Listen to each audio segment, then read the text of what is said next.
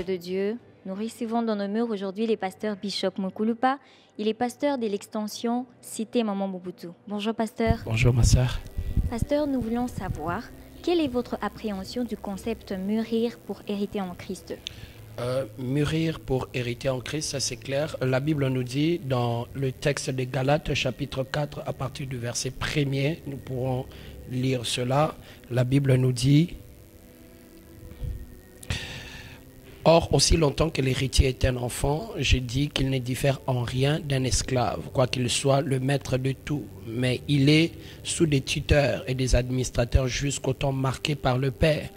Nous aussi, de la même manière, lorsque nous étions enfants, nous étions sous l'esclavage des rudiments du monde. Mais lorsque les temps ont été accomplis, Dieu a envoyé son Fils, né d'une femme, né sous la loi, afin qu'il racheta ceux qui étaient sous la loi, afin que nous ressuscitions l'adoption. Et parce que vous êtes fils de Dieu, Dieu a envoyé dans nos cœurs l'esprit de son Fils, lequel crie « Abba, Père ». Ainsi, tu n'es plus esclave, mais fils. Et si tu es fils, tu es aussi héritier par la grâce de Dieu. Je peux comprendre par là, c'est que nous ne pouvons pas hériter sans la maturité. Donc il est important de savoir que la maturité dans la vie chrétienne nous permet de pouvoir hériter. Aucun père sur la terre ne peut donner un grand héritage à son enfant tant que l'enfant est encore immature. Donc il est très important et très capital pour nous de croître dans la connaissance, de croître dans la maturité, afin d'hériter des choses de la part du Seigneur. Nombreux d'entre nous sont en train de crier à l'Éternel pour que Dieu leur donne des choses, mais ils oublient que la maturité précède toujours l'avoir. Vous avez énoncé le texte connaissance et nous aimerions savoir comment en fait nous pourrions placer la connaissance, l'importance de la connaissance dans la maturité spirituelle. La connaissance dans la maturité spirituelle a une place de choix.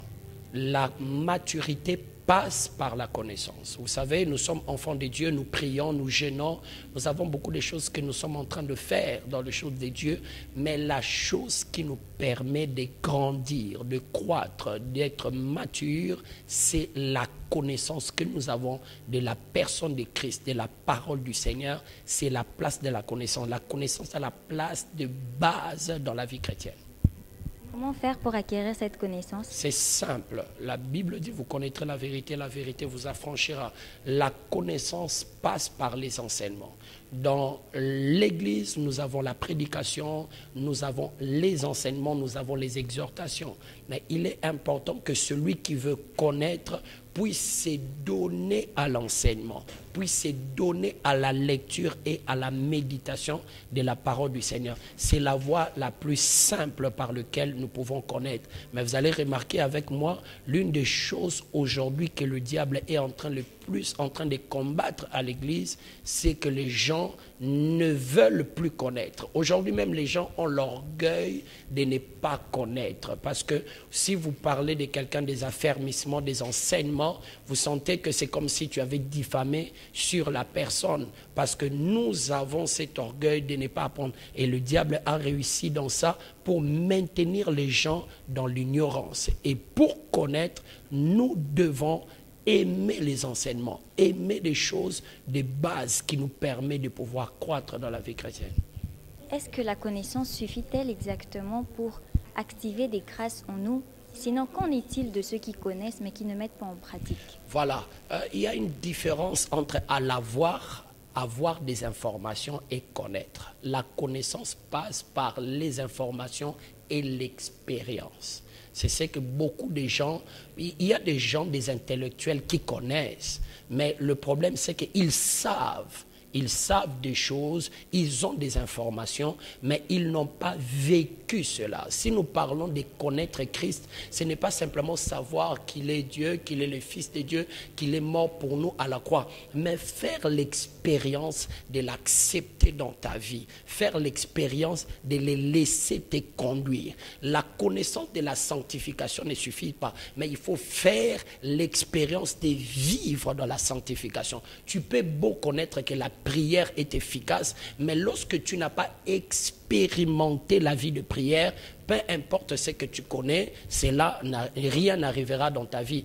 Donc, il est important de savoir que la connaissance en soi, lorsqu'on parle de la connaissance, c'est ce qu'on apprenait à l'école, la théorie et la pratique. Donc, la connaissance passe par des choses, des informations de Dieu, mais aussi l'expérience de Dieu. Vous allez remarquer, surtout même dans l'Ancienne Alliance, toutes les personnes qui ont donné de nom à Dieu sont des personnes qui ont expérimenté Dieu. Vous voyez, des fois, la connaissance de Dieu passe d'abord par l'expérience, ensuite l'information. Vous voyez, donc Abraham, par exemple, lorsqu'il a vu Dieu pourvoir à un bélier, automatiquement il a dit sur la montagne de l'Éternel, Dieu pourvoira. Donc c'est pour dire qu'il a expérimenté Dieu, ensuite il a donné un nom à son expérience. Donc c'est ça. Merci beaucoup. Nous rappelons que nous sommes déjà à la fin de notre émission et nous rappelons que nous avons reçu les pasteurs Bishop Mukulupa de l'église Compassion, extension Maman Mobutu. Pasteur, vous allez dire au peuple de Dieu un dernier mot en rapport avec tout ce que nous avons appris avec vous en ce jour d'aujourd'hui. Bien-aimés, les 27 matins sont en train de continuer. Et surtout, mon dernier mot, c'est de vous inviter à cette grande conférence que nous sommes en train d'organiser à partir du 28 août jusqu'au 31 août. Nous serons à l'Athénée de la Gombe de 16h à 20h. Un programme, nous allons continuer dans ce thème, mais par la grâce de l'Éternel, Dieu a choisi des personnes qui nous bénira d'une manière extraordinaire. Il s'agit de mon père spirituel, le pasteur Marcelo Tunasi, et l'homme de Dieu, Ivan Castano. Nous lançons cet appel non simplement à ceux-là qui sont au Congo et à ceux-là qui sont à Kinshasa, mais vous êtes à Brazzaville, vous êtes au Gabon, vous êtes au Cameroun, vous êtes en France, vous pouvez venir et participer dans cet événement qui va déclencher un grand réveil dans l'espace francophone. Alors ne manquez pas à ces programmes. Et là encore, nous allons apprendre des choses